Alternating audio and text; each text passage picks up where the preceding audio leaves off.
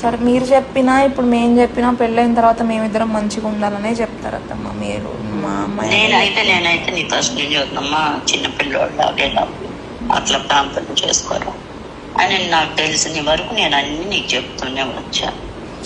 కానీ మీ ఇద్దరికి first night ఇట్లా జరిగింది అత్తమ్మ ఒక్క మాట నాకు చెప్పావా? చెప్పలేదు.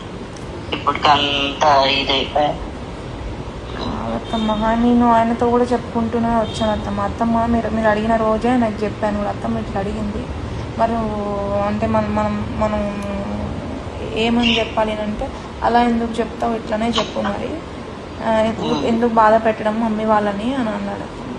ఆయన అన్న తర్వాత ఆయన కాదని చెప్తే మళ్ళీ ఆయన ఏమన్నా అనుకుంటాడు, ఆయనకి ఏమన్నా బ్యాడ్ ఫీలింగ్ అట్లా ఏమన్నా వస్తుందేమో అని చెప్పి నేను కూడా చెప్పలేదు అత్తమ్మ. అప్పటికే నేను ఆయన ఫోర్స్ చేస్తూనే వచ్చాను. మరి ఎన్ని రోజులు ఉంటాము ఇట్లా అని చెప్తే, దాని గురించి తర్వాత చూద్దాం, తర్వాత మాట్లాడదాం అనుకుంటూ ఇంకా దాని తర్వాత నీకు చెప్తూనే ఉన్నాను అత్తమ్మ. మెల్ల కిందికి వచ్చి అట్లా ఫోన్స్ మాట్లాడుతుండడము అట్లా చేస్తున్నాడు, బాత్రూమ్కి వెళ్తున్నాడు, లేట్గా స్నానం చేస్తున్నాడు, వచ్చే వరకు పడుకుంటున్నాడు. ఇంకా అవన్నీ అయిపోయినాయి అసలు.